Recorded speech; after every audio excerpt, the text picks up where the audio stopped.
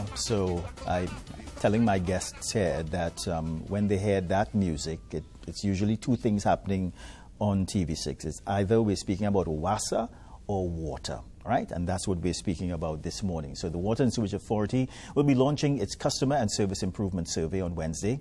Here to tell us more about the launch is Alicia Romano, Management Consultant, and Patrina Abdul, Senior Manager, Customer Accounting Revenue Enhancement. Ladies, thank you very much for coming this morning. Thank you very much, Marlon. All right, so Ms. Romano, let's talk about this WASA Customer Service Improvement Survey.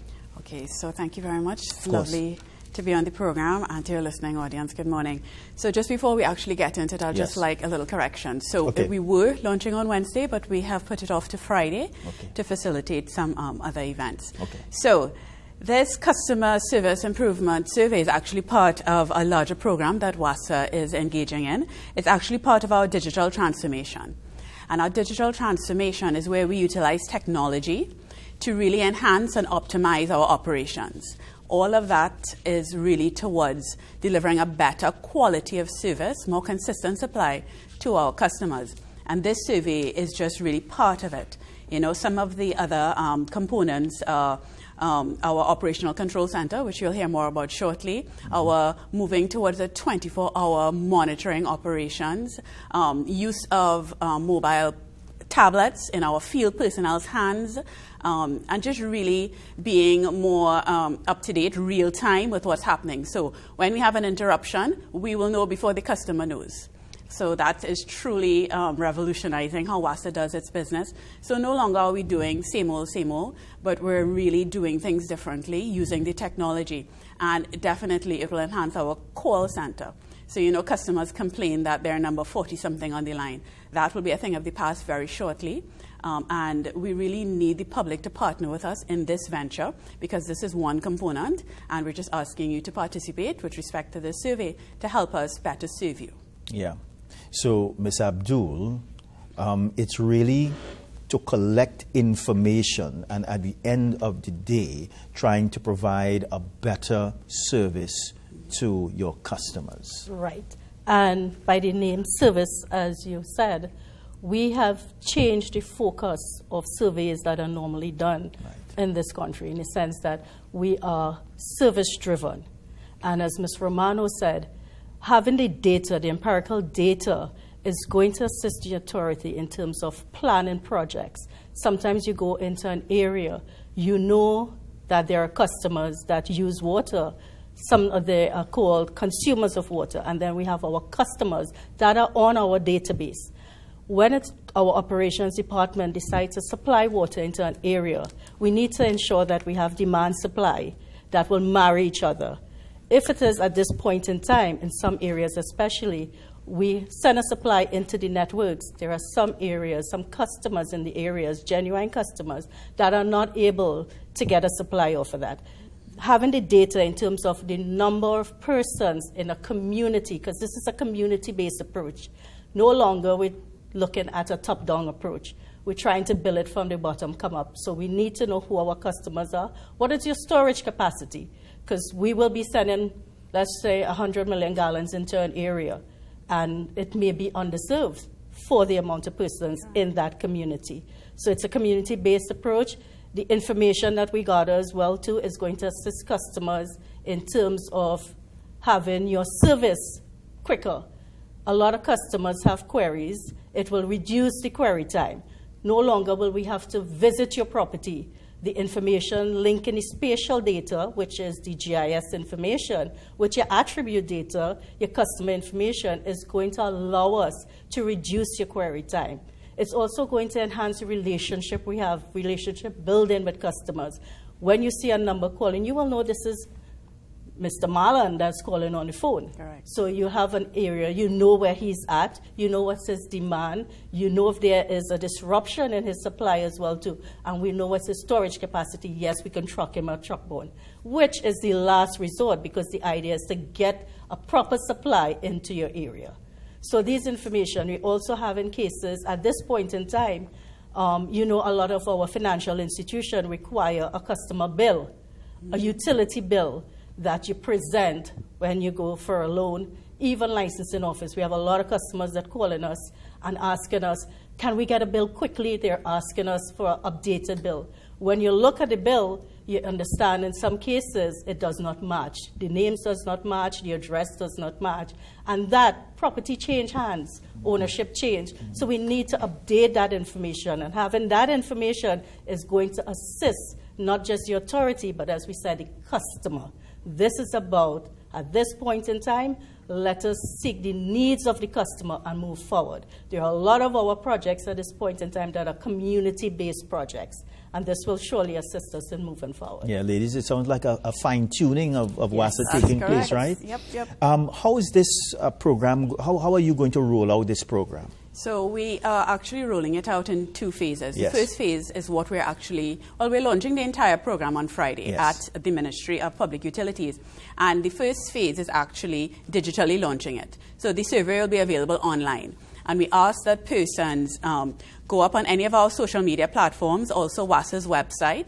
Also, we have a link to the survey on MPU's website as well and their social media platforms. And they can very easily complete the survey. It's very simple. It takes about 5 minutes to complete. And part of it is actually geotagging your actual location where you have that connection. And once you're at that location, it will automatically sense that you're there. So within 5 minutes, the survey can be completed. And then so that is launching on this Friday. But as of the 1st of July, we actually have field personnel going out into the field across the country simultaneously, across Trinidad and Tobago, door to door, for those who have not yet completed the survey, and they would assist you with mobile tablets to complete the survey. So that's the methodology. All right. Just of course. Time in with Ms. Romano, for customers who are unable to use the online approach, or even if when we visit your property for some reason you're not at home, we are making the customer service centers available. We're going to have personnel at the customer service centers with the tablets willing to assist you in participating in the survey. And we're also working together with the regional corporations to have WASA personnel at the corporation to assist customers as well too. We're also going to bring on a hotline for even customers that are filling it out online, then they're having issues, they can always reach out to us. So we are making it available, and we're making ourselves available to assist these customers in filling out the survey. This survey is a national project. Yes. You understand? So that is why we're partnering with the various corporations across the country and various ministries, because this is really of national interest. Yeah. But you know, ladies, and I must put this on the table, because there's always an issue of security when exercises such as these are being conducted. I mean, we know the history of in Trinidad and Tobago. Sometimes people are pretending to be agents of certain organizations. So what are you all, or what have you all put in place so that when someone arrives at your premises and purports to be a member of WASA, what is there in place for me to be assured that who I am speaking to is who they have identified themselves as being? So I would answer the first part, and then I would pass it to my colleague. So thank you for bringing up that point. And I mean, the safety is for the customers, as you say, when they're approaching.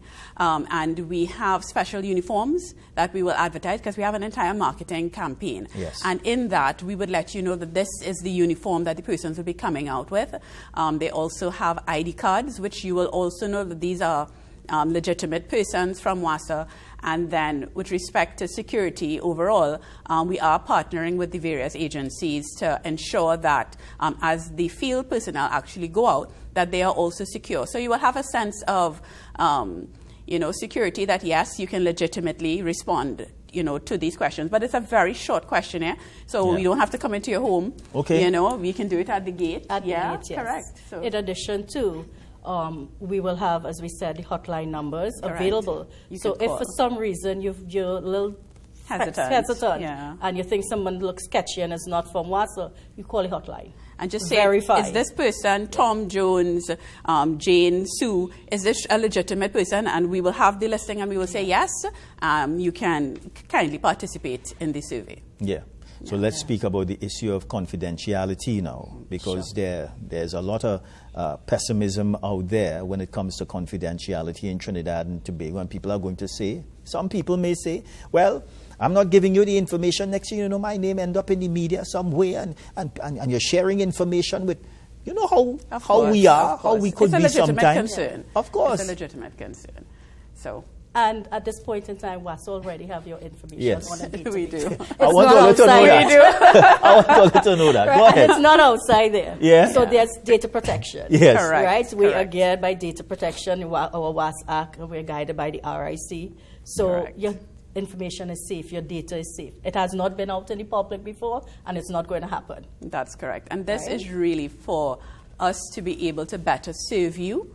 So that's why it's really a partnership between us and the not just our customers now, but our customers to come. All right.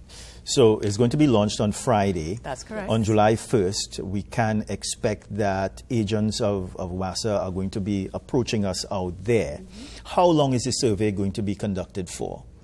Well, from the 1st of July, we're looking at a 4-month period to have the survey completed in the field itself. And then, of course, when the information that they're collecting actually comes back into us digitally, we have personnel that are verifying the information. So you may get a call just to verify that this information is in fact accurate. If it somehow does not seem legitimate, and that might take an additional 2 months. Yeah. So therefore, we're looking at by the end of September, running off to the end of this year, to have it fully completed. Yeah. Now, we spoke about earlier of this being an exercise where you would want as much people to participate in this exercise, so that you are given the data in a holistic way, a real way, so that you can make decisions at WASA. How many people are we speaking about? So we're looking roughly at 500,000 persons. Yes. Our customers. Yeah, customers. Now, in that, you have to give and take about a 10% increase. Mm-hmm. Yeah. Consumers that we have not catered for. Yeah. Right? And if you look, and we talk about marrying your spatial data with your attribute data, presently, number of structures outlay the number of customers on our database. So we will work with number of structures. So in that way, we'll have an idea in terms of worst case scenario, the period of time that we're going to take with this survey. Yeah. So you're roughly looking at 500,000 plus. Correct. I want to speak a little bit. I hope that you all have those questions here, or some samples of some of the questions as to what people are going to be asked. And it's a different thing if we're doing it online. Mm-hmm. But when it comes face-to-face, because I have been a part of, not surveys belonging to WASA, but people would arrive at your gate. Again, not people from WASA. Mm-hmm. I'm just giving an example here. As to an experience of mine. And there was this person who was asking about how many people do we have in the home living, and who is making above $2,000 and things like that. So if you could give us a sample as to some of these questions that people may ask, because there's the feeling sometimes that some of these questions are just too personal. So the information that we're gathering, information gathering data is going to be used for operational use, services that could better serve the customer. Right. We're not interested in how much money you're making. Correct. What is your household income? Questions we're asking simply, do you have on-site septic system, or you connected to a WASA network infrastructure, sewage infrastructure? Correct. In terms of, do you have storage capacity? If yes, how much gallons? And that is what we were talking about, gauging the demand supply that we're going to put into the area. Yeah, because just to add to that, because even if you have 2 persons in your household, but you may have 4 1,000-gallon tanks, understand then when your supply comes to you, it's not just the 2 persons that are consuming water, it's actually those 4,000 gallon tanks in the back. So we need to know so that we will know exactly how much water do we actually need to send in that area, because we are not yet 24/7 in all areas, but we want to make our supply more equitable across the entire country. So some other questions? Yes, in addition to, we look at the customer service side, how we can improve the customer service side in terms of what is your best medium, your best channel that you would like to contact the authority through. We have the SMS, we have our portal, simple things like that, so that we could better gauge what's your experience, what was your last interaction with WASA, and, your type of queries, those type of things. Simply as well, too, in terms of, do you have a business? What type of business? Your type of business is going to inform us in terms, again, supply, demand. So it's questions like that we gauge. We're not interested in terms of your income. Yeah. Correct. Yeah. Who is your girlfriend? Who is your husband? Perhaps the most personal might be your telephone contact. Yes. So that when you now call the call center from that particular mobile phone, we would already know that it's you, and we already know, yes, we've had an interruption in your area. So an automatic response can be made available to you immediately to let you know, yes, we're aware that you have a problem, and you should expect to get a restored supply within the next hour. Wouldn't that be lovely? No waiting time. Additionally, as well, too, we ask for email address. Yes. A lot of customers now prefer to have their bills emailed to them. That's correct. No longer they're waiting for a bill to come in the post, because you're using your bill, as we said, as a medium for other business. So a lot of persons, they live abroad, they would like their bills to be emailed to them. And we have that facility as well, too. All right. So those are the personal information that we ask. Yes. Ms. Romano, anything else you'd like to tell us before you leave us this morning? I would just really like to encourage the public to join us, participate in the survey, understand that this is WASA doing things differently, digitally transforming our operations, again, to better serve you. It's all about the customer. Yeah. Yes. Is it possible that you can provide us with some information as to, because I know we mentioned information as it relates to contact information for WASA. Sure. Yeah. With respect to the survey and even the hotline, you can get it all on our social media platforms, and including our website and MPU's website. We're making it very, very simple. In this day of technology, everybody's on social media. So we have Meta, better known as, previously known as Facebook. Right. We have the Instagram, we have X, previously known as Twitter, and of course our 2 websites, both WASA and MPU. So it's very simple. Yeah, you can't miss it.